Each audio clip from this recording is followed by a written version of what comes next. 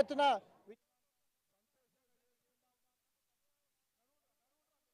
వరంగల్లో గండి మైసమ్మకు మంత్రి కొండా సురేఖ బోనం సమర్పించారు.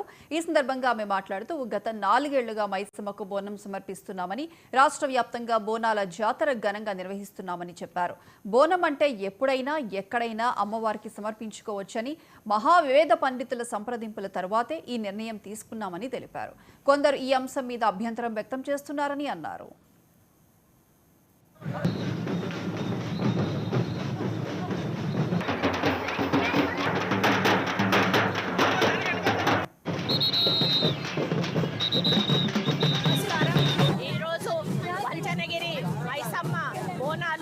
పెద్ద ఎత్తున ఊరంతా జరుపుకోవడం జరుగుతూ ఉంది.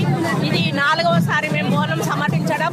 మరి అమ్మవారికి ఒకసారి మొక్కినప్పుడు అమ్మవారు ఆ మంచి కార్యక్రమం మాకు జరిపినప్పుడు మరి మేము ఆ రోజు నుంచి కూడా బోనాలు సమర్పించడం జరుగుతుంది.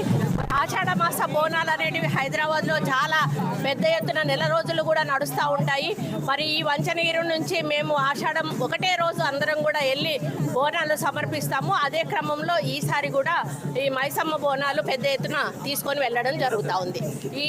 దీని ద్వారా నేను మైసమ్మ గారి అంటే అందరూ కూడా భక్తులు ఏం కోరుకుంటారు అంటే మంచి పంటలు పండాలి, అందరూ ఆరోగ్యంగా ఉండాలి, ఐశ్వర్యాలతో వర్ధిల్లాలి, అదేవిధంగా మన తెలంగాణ రాష్ట్రం అభివృద్ధి చెందాలి, రైతులకు మంచి భవిష్యత్తు ఉండాలి, పిల్లలకు ఉద్యోగాలు రావాలి, ఇలాంటి మంచి కార్యక్రమాలు కావాలని కోరుకుంటూ ప్రభుత్వానికి కూడా మంచి శక్తిని ఇచ్చి బలాన్ని ఇచ్చి ప్రజలను ఇంకా అభివృద్ధి పదంలో ముందుకు తీసుకుపోయే మరి ధైర్యాన్ని స్థైర్యాన్ని ఇవ్వాలని కూడా నేను కోరుకుంటాను.